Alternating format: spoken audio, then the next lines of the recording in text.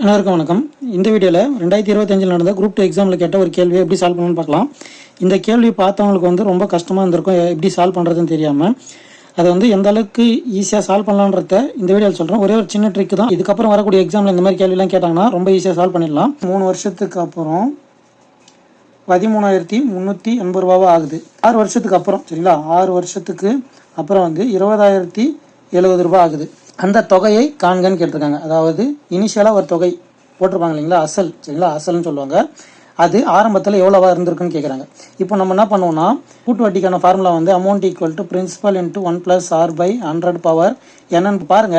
இது 3 வருஷத்துக்கு அப்புறம் இந்த அமௌண்ட் 13,380 ரூபா இருக்கு இல்லைங்களா. அதே 6 வருஷத்தில் 20,070 ரூபா இருக்குது. நல்லா பாருங்கள், 13,380 ரூபாவாக இருந்தது, 20,070 ரூபாவா இருக்குது. இந்த 3 வருஷன்றது போடாமல் அதை 0வா எடுத்துங்க, ஆரம்ப தொகையாக எடுத்துங்க.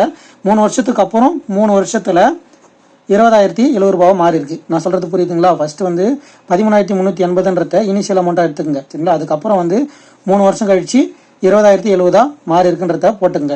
இப்போது நம்மளுக்கு ஃபார்முலா தெரியும் இல்லைங்களா, amount equal to principal into 1+r/100 என்னன்னு. அமௌண்ட்னா நம்மளுக்கு மொத்தமாக கிடைக்கிற தொகை அது 20,070 ரூபா. பிரின்சிபல் நம்ம ஆரம்பத்தில் போடுறது அது 80 இல்லை, 13,380. 1+r நம்மளுக்கு தெரியாது, அது அப்படியே வச்சுங்க, பை 100 n 3. இது இந்த பக்கம் எடுத்துகிட்டு வந்தீங்கன்னா 20,070 பை 13,380 ஈக்குவல் டு 1+r/100 இப்படி இருக்குமா. இதை கேன்சல் பண்ணிங்கன்னா 0க்கு 0 கேன்சல் ஆகிடும். அடுத்து 3வது வாய்ப்பாட்டில் போட்டிங்கன்னா 3வது வாய்ப்பாட்டில் 6 முறை 18 மிச்சம் 2 இருக்கும், திரும்ப 6 முறை 18 மிச்சம் 2 இருக்கும், இது 9. இப்போது இதை 3வது வாய்ப்பாட்டில் போட்டிங்கன்னா 4 முறை 12, இப்போது 4 முறை 12 மிச்சம் 1, 6 முறை 18. இது எப்படி இருக்குன்னா 669/446. இது எப்படி கேன்சல் பண்ணலான்னு பாருங்கள். இதை நீங்கள் 2வது வாய்ப்பாட்டில் போட்டிங்கன்னா 223ன்னு வருமா. இந்த 223 இங்கே 3ஆல் பெருக்குனீங்கன்னா உங்களுக்கு 669 கிடைச்சிடும் இல்லைங்களா. அதை வச்சு இதை 223வது வாய்ப்பாட்டில் அடிச்சிங்கன்னா 2 முறை, இது ஒரு 3 முறை, ஈக்குவல் டு 3/2ன்னு வரும். இப்போது நம்மளுக்கு கிடைச்ச அந்த 3/2ன்றது எதோட மதிப்புனா 1+r/100 அதோட மதிப்பு, சரிங்களா. இங்கே 3 வருஷத்தில் அமௌண்ட் என்னவா இருக்குன்றத சொல்லியிருக்காங்க இல்லைங்களா, அதை எதுவுமே சப்ஸ்டிட் பண்ணால் போதும். ஃபார்முலா நம்மளுக்கு தெரியும். அமௌண்ட் இங்கே 13,380 அமௌண்ட்டு. பிரின்சிபல் எவ்வளோன்னு தெரியாது, அதை அப்படியே வச்சுங்க.